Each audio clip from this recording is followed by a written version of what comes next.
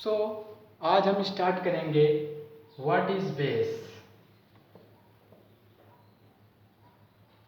अगर अभी तक आपने मेरा एसिड जो मैंने टॉपिक कवर किया है वो मेरे वीडियोस लेक्चर पढ़े हुए हैं, अगर अभी तक आपने नहीं देखा तो पहले जाके वो देखिए, फिर आप इसको देखिए तो ज़्यादा समझ में आएगा।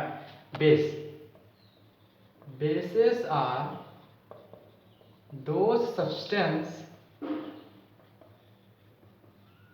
which are bitter in taste। जो भी चीज़ हमें खाने में कड़वी लगती है वो बेस है। एग्जाम्पल करेला, करेला हमें खाने में कड़वे लगता है क्योंकि वो एक बेस है, NaOH एक बेस है।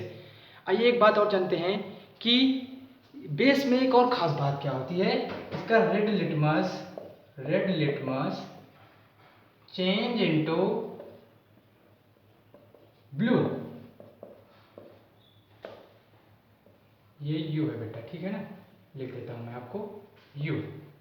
बेटा हमेशा रेड लिटमस बेस में क्या होगा, ब्लू में चेंज हो जाएगा। तो यहां से आप ये कंक्लूजन पा सकते हैं कि जब भी कोई सब्सटेंस रेड से ब्लू में चेंज हो जाएगा इट मीन्स कि वो एक बेस है। तीसरा पॉइंट क्या देखते हैं, base released OH minus ions in water. क्या होता है बेटा, ये OH माइनस आयन भी रिलीज करते हैं इन the presence of water. Water में जाने के बाद, डिजॉल्व होने के बाद ये OH माइनस भी क्या करते हैं, रिलीज करते हैं। तो हमने तीन बातें जानी बेसिस के बारे में। सबसे पहले क्या, बेसिस जो होते हैं वो कड़वे लगते हैं, और क्या होता है, रेड लिटमस पेपर ब्लू में चेंज हो जाता है। और तीसरा पॉइंट क्या देखा हमने कि OH माइनस आयन रिलीज करते हैं किसमें, वाटर में, सोल्यूशन में जाने के बाद। अब देखते हैं रिएक्शन बिटवीन बेसिस और metals.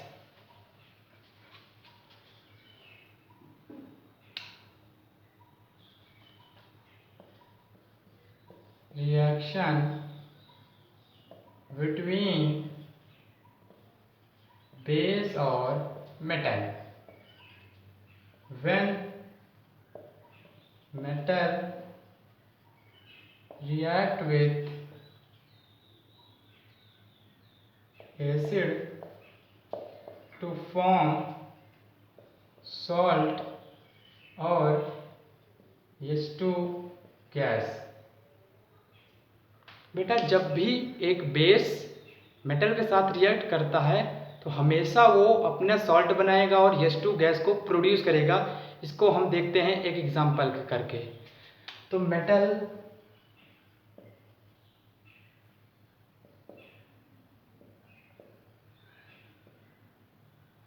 Salt, oh my God, sorry यहाँ बेस होना चाहिए।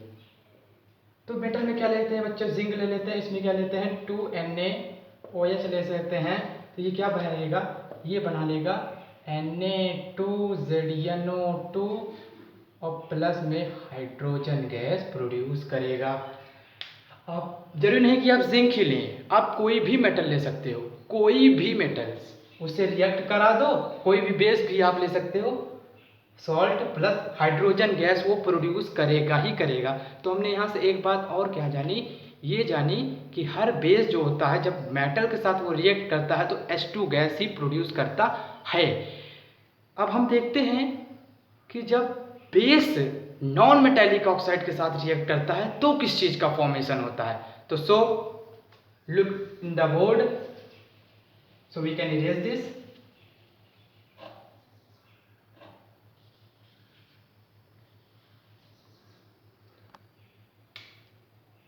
रिएक्शन बिटवीन बेस और non metallic oxide. Non metallic oxide के साथ जब ये रिएक्ट करेगा तो हमेशा एक बात याद रखना, base react with non metallic oxide to form salt और H2O वाटर। बेटा हमेशा जब भी बेस रिएक्ट करेगा नॉन मेटेलिक ऑक्साइड के साथ तो हमेशा H2O मीन्स वाटर प्रोड्यूस करेगा। और नॉन मेटेलिक ऑक्साइड जो होती है, नॉन मेटेलिक ऑक्साइड, ये जो होती है ये एसिडिक नेचर की होती है। इसका नेचर किस तरह से होता है? एसिडिक नेचर का होता है। तो यहाँ देख रहे हो बेटा, जब भी एक बेस और एक नॉन मेटेलिक ऑक्साइड रिएक्ट करते हैं हमेशा फॉर्मेशन करेंगे किस चीज़ का? वाटर का। और नॉन मेटेलिक ऑक्साइड जो होती है वो एसिडिक ऑक्साइड होती है। तो मेटेलिक ऑक्साइड कौन सी ऑक्साइड होती है बेटा? वो बेसिक ऑक्साइड होती है। तो do example of non metallic oxide का हम एग्जाम्पल देखते हैं। तो हम सबसे पहले इसमें क्या लेते हैं? बेस लेते हैं और प्लस क्या लेते हैं? नॉन मेटालिक ऑक्साइड लेते हैं और यहाँ लिखते हैं सॉल्ट और यहाँ लिखते हैं H2O। हमें सॉल्ट पता करना है, H2O तो बनेगा ही बनेगा। बेस में ले लो CO2 और यहाँ ले लो CaOH का होल ट्वाइस। आप कोई भी एग्जाम्पल ले सकते हो। सॉल्ट में क्या बनाएगा बेटा? ये CaCO3 और H2O देखा बच्चों, H2O बन के आ गया, हम सॉल्ट यहाँ लिख देते हैं तो आपको कंफ्यूजन नहीं होगी। तो बेस ये है, नॉन मेटेलिक ऑक्साइड है, दोनों को आपस में रिएक्ट कराया CaCO3 प्लस H2O, यहाँ पे देख लीजिए वाटर बन गया है।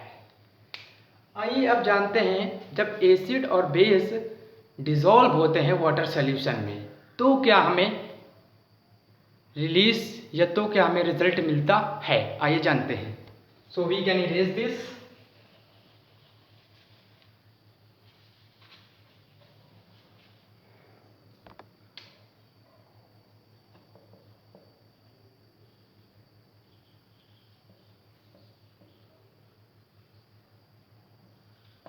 Dissolve in water. जब भी एक बेस और एसिड तो क्या होगा? In the presence of water acid release H plus ions. H plus ions cannot exist alone.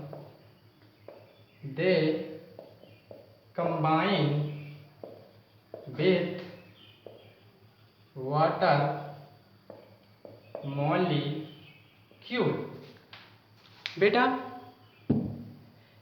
Acid को जब वाटर में डिसॉल्व किया जाता है तो H प्लस आयन्स प्रोड्यूस करता है जैसा कि हम लोग जानते हैं।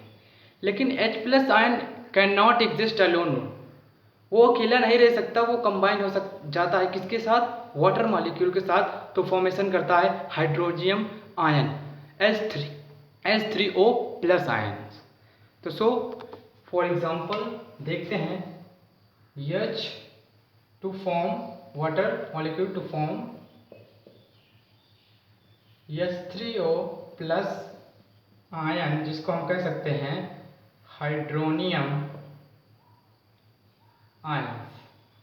क्या कह सकते हैं बेटा? हम उसको कह सकते हैं कि ये एक हाइड्रोनियम आयन है। अब एग्जांपल देखते हैं। एग्जांपल में देखेंगे कि जब एक एसिड को पानी में मिलाया जाता है तो हमेशा H3O plus Cl minus ion produce करता है। ये एग्जांपल हमने देखा। अब यहाँ पे H3O प्लस आयन मैंने क्या बोला था? ये एग्जिस्ट अलोन, ये अकेला नहीं रह सकता, तो ये कंबाइन किसके साथ करेगा? Water molecules. तो H3H प्लस H2O, तो फॉर्मेशन किस चीज का करेगा बेटा? Hydronium ion. और एक बेस NaOH एक बेस है, जब इसको हम पानी से पास कराते हैं, वाटर से पास कराते हैं, तो हमेशा Na plus OH minus ion release करता है। और बेस की एक बात होती है बेटा कि all bases are not dissolve in water, only alkali base are dissolved। क्या होता है बेटा कि ओनली एल्कली बेस ही जो हैं वो डिसॉल्व होते हैं। तो यहाँ पे हमारा बेस कंप्लीट हो गया है। Our next video we will be complete reaction between acid और base to form neutralisation reaction. ये हम कवर करेंगे अपने अगले टॉपिक के। तब तक के लिए वीडियो को पूरा देखें। अगर कहीं भी मिस्टेक हो तो कमेंट सेक्शन में बताना ना भूलें। चैनल को सब्सक्राइब करें, अगर अच्छा लगे तो लाइक करें। Thank you.